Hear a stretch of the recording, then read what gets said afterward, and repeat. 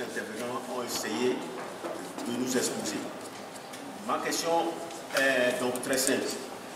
La monnaie, disons-nous, est un fait social et total. Nous sommes d'accord dessus parce que tout le monde a besoin d'argent pour faire ce qu'il a envie de faire.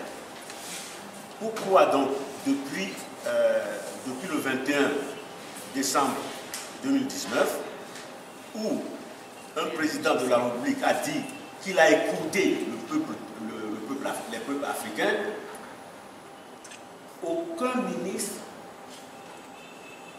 des Finances n'a jugé utile d'avoir le contenu de ce test et d'exposer ça à leur population.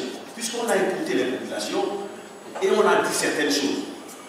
Et aucun ministre, puisque le professeur Kapo vient de le dire, que jusqu'à ce jour, on ne connaît pas le contenu, comme le contenu et les contours de cette décision d'Abidjan.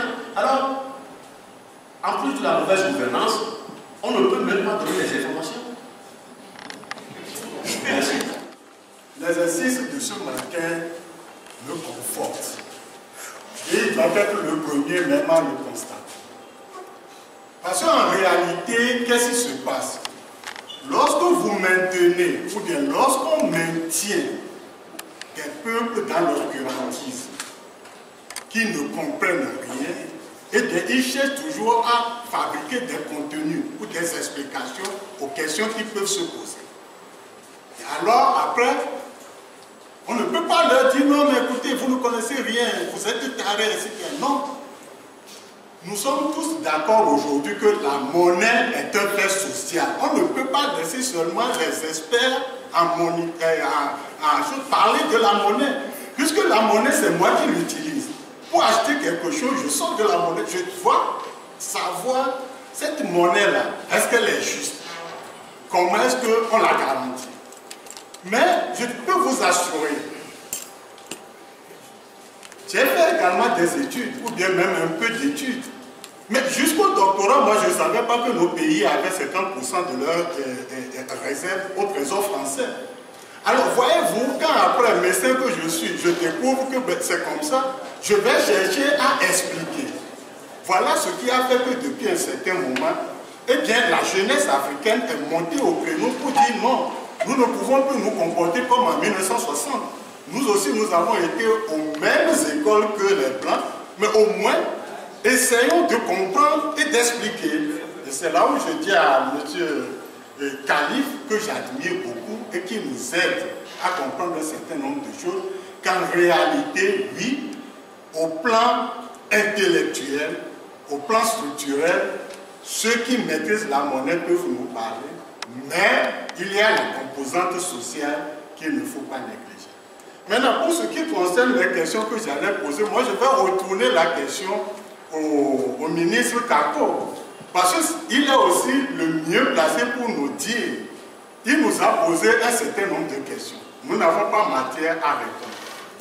Au jour d'aujourd'hui, qu'est-ce qui peut convaincre le Nigeria, par exemple, à accepter une monnaie éco si l'éco n'est seulement arrivé qu'à l'euro? Première question. Deuxième question, lorsqu'on veut nous expliquer les choses, on nous dit ah non, le franc CFA est la monnaie la plus sûre au monde, la plus garantie. Mais on se rend compte que, juste quand on prend l'espace Afrique de l'Ouest, on vient de nous dire que les deux pays qui sont en avance ne sont pas de la zone CFA. Est-ce qu'il n'y a pas la mauvaise gouvernance dans ces pays? Comment est-ce qu'ils arrivent à s'en sortir?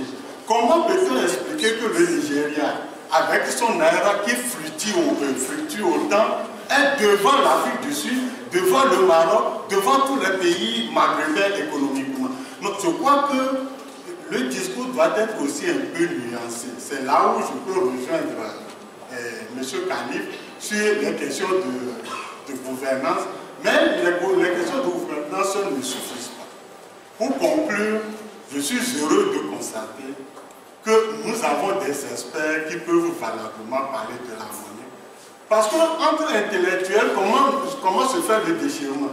Dès que vous voulez faire des discussions, on vous dit ah non, non, non, non, vous ne comprenez rien. c'est la France qui décide pour nous. C'est la France qui fait ceci. Ah non, vous n'êtes pas intelligent. Tant que la France n'a pas trouvé un président pour tel pays, on ne peut pas changer de président. Ah non, vous ne pouvez pas connaître les problèmes de monnaie. Tant que la France n'a pas dit que c'est comme ça que le franc CFA doit se comporter, on ne doit rien faire. Ça fait qu'on continue par maintenir la grande masse dans l'ignorance au lieu de l'éclairer. Et quand la masse est suffisamment éclairée, eh bien, on ne parle plus de préjugés, on parle de certitude. Merci. Merci, le président Moussika, mon ami à tous les centres pour cette initiative. Féliciter le professeur Touboupor, qu'on aime beaucoup, tout son courage, et notre ami Michel. Je voudrais faire un témoignage et poser une question ici. Le témoignage, c'est qu'il y a 4 ans, j'étais à Addis Abeba, à un séminaire sur le sport, et au moment de prendre mon visa, j'ai sorti le franc CFA pour payer. On m'a refusé le franc CFA dans la capitale de l'Union africaine. On m'a demandé d'aller voir au bureau de change. Je me sors du service de police pour aller au bureau de change. On me dit non, ici on ne change pas le CFA, ça n'existe pas. Donc, quand j'ai entendu la naissance de l'écho qui devait être le moment où la CDAO, au départ, avant que je crois une mois de Sanakaba, je suis très content de cette situation. J'espère que l'écho sera bientôt utilisé dans la vie. La question, c'est par rapport à notre pays, le Togo, dans les années 60, à l'indépendance du Togo. Vous qui êtes spécialiste de monnaie, vous devez savoir, ou bien m'éclairer. Et le président Libio voulait frapper monnaie, notamment le Cori, et ce qui aurait été garanti par l'Allemagne et les États-Unis. Ce qu'il a fait, c'est le voyage officiel en Allemagne, c'est le chancelier Adenauer, et aux États-Unis avec le président Kennedy. La France de Gaulle était très contente, et il paraît que c'est pour cette raison, une création de monnaie togolaise, que l'État aurait été prêté. Est-ce que vous en savez quelque chose?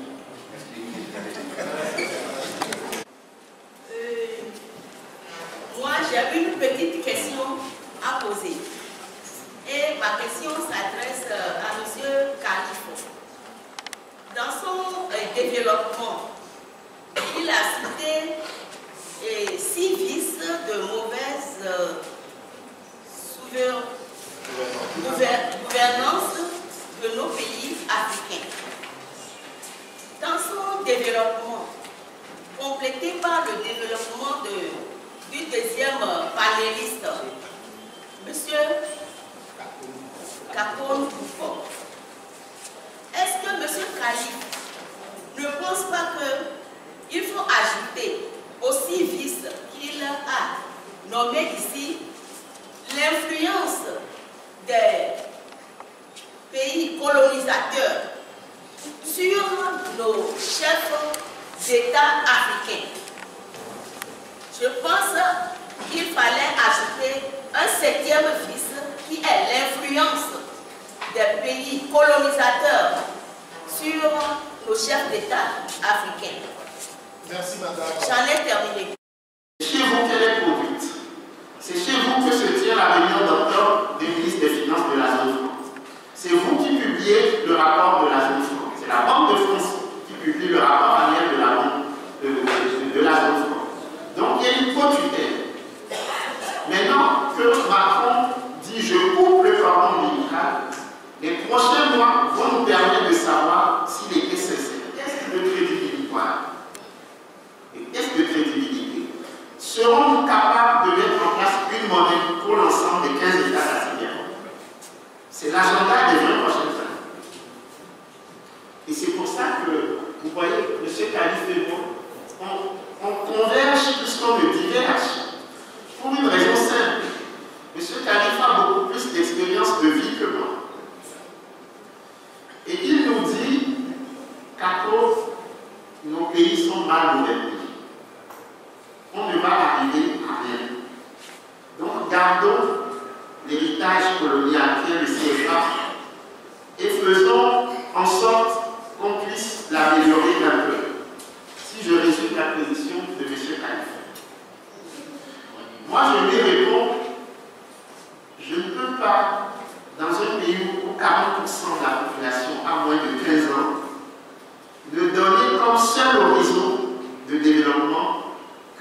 attitude de prudence. Il faut écouter cette jeunesse aussi. Parce qu'au fond, la question de la souveraineté, comment est-ce qu'on peut la résumer? C'est que la monnaie est un élément de la souveraineté. Le pouvoir de battre monnaie, c'est un élément de la souveraineté. Ensuite, il y a une autre question, celle de l'efficacité. Mais en soi, je peux dire, je suis indépendant, j'ai ma monnaie. Après, je peux échouer, mais c'est ma monnaie. Vous voyez, c'est pour ça que les discussions sont complexes. Parce que la souveraineté ne suppose pas de réussir. La souveraineté, elle est au niveau des dotations. Aujourd'hui, on a des États souverains, en guillemets, mais dont la défense est assurée par la France, par CAD, dont les budgets sont assurés par le FMI, et dont la monnaie est assurée par le Trésor français.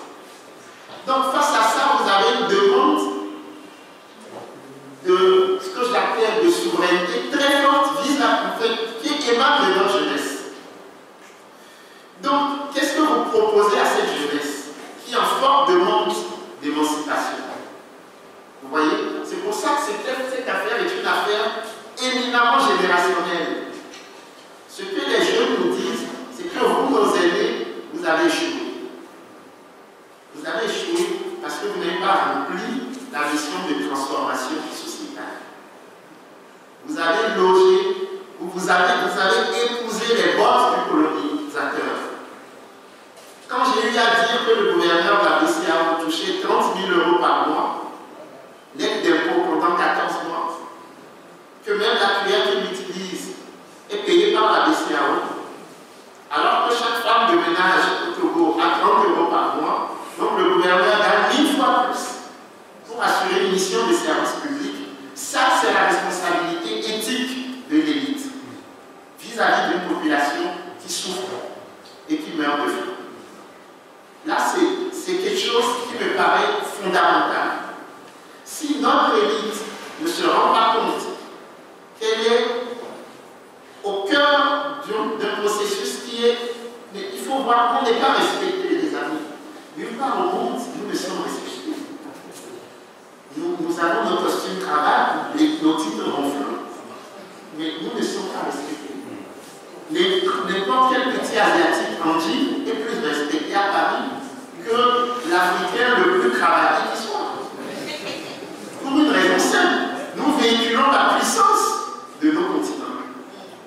C'est ce que nous véhiculons, la puissance de nos continents. On respecte beaucoup plus n'importe quel petit ouvrier chinois que n'importe quel chef d'État africain. Et c'est pour ça que nous avons une mission, en tout cas nous les élites, nous avons la mission de conduire nos populations à la prospérité. La monnaie, c'est un élément, ce n'est pas le seul, mais nous devons faire cet effort collectif. C'est en ce sens qu'il ne peut pas y avoir de désaccord, M. Khalif et moi, parce que nous avons la même vision, celle de la transformation de nos pays, celle de l'intérêt général qu'il faut viser. Et c'est l'importance donnée à l'éducation des jeunes. On ne peut pas se plaindre d'avoir des jeunes anti-CFA primaires qui ne comprennent pas grand-chose quand on ne les a pas éduqués.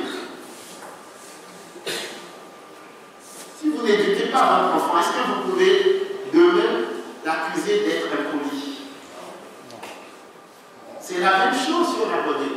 On n'a pas éduqué nos populations au fait monétaire. Donc il y a tous les fantasmes qui sont véhiculés. Tous les fantasmes.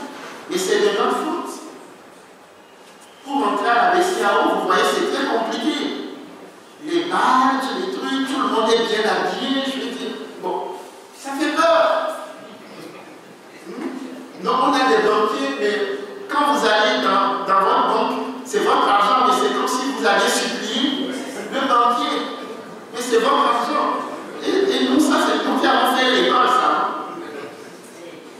80% de notre population est rurale. Si nous qui avons fait l'école, nous avons ce sentiment, quand nous avons acheté notre banquier, on ne peut pas s'étonner que les institutions de microcrédit aient autant de succès. Parce qu'elles sont humbles, elles sont modestes. c'est un vrai travail qu'on doit faire. Et j'ai été trop longtemps. Merci.